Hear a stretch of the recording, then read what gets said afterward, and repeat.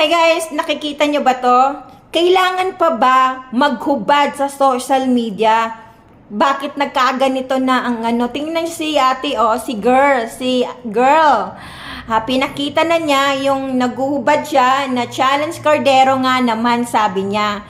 Sige ko nga, i-accept nyo yung Cardero na challenge niya. So gusto niya.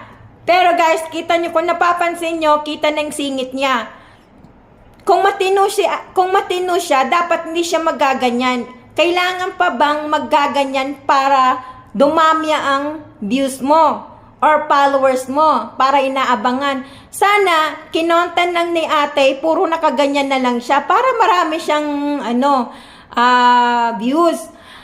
Hindi naman kailangan na gumawa tayo ng ganito kasi alam mo, sa tingin ng tao, wala kang karespeto. Hindi ka irerespeto ng ibang tao. Siyempre, maraming manunood. Siyempre, minsan may naiinis sa'yo, may naano sa'yo.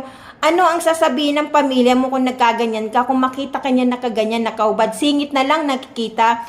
O, di ba? Girls, sige nga, mag-comment nga kayo sa baba. Kayo ba, agree ba kayo na isa sa pamilya nyo o isa sa kamag-anak mo o kapatid mo na nagaganyan siya, na pinapakita na lang, kulang na lang, is yung sa harap lang tinakman pero yung singit niya kita na. Nako, ano bang nangyari sa social media ngayon? Kailangan pang magganyan?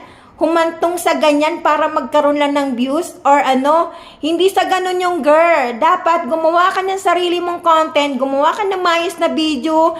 Hindi ka man napapansin ngayon, siyempre balang araw mapapansin ka pa rin. Basta i-post mo lang na mag-post ka na ng video hanggang sa mapansin ni Lola Mitch yan, siya mismo ang magpapaano sa mga tao. Siya ang magpapakalat ng video mo, kagaya niyan. Kumalat na yung video niya dahil kitang singit niya. Kayo ba, agree ba kayo kung may kapatid kayong ganito o pinsan kayo, di ba, kakahiya.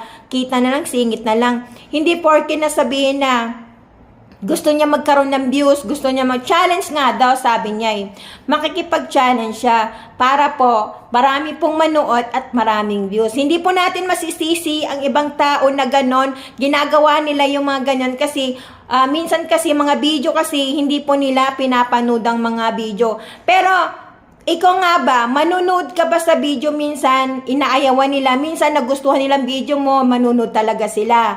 Pero pag ganito kay ate, syempre marami manunood sa kanya. Syempre puro lalaki manunood sa kanya, syempre kita yung singit diba? Pero nakakahiya yung ganito na ginagawa. Hindi po kailangan magganyan. Makikipag-challenge ka sa ganyan para lang dumami ang views mo, dumami ang followers mo. Nakakahiya po yon. Hindi ko alam kung nasaan ang pag-iisip nito. Siguro wala siyang pag-iisip. Siguro may kulang yata to. Kasi bakit niya ginawa yung ganyan? Hindi lang siya. Meron pa ako nakitang iba. Pero ito talaga nakita ko talaga. Nakita ng singit niya. Meron pang lalaki.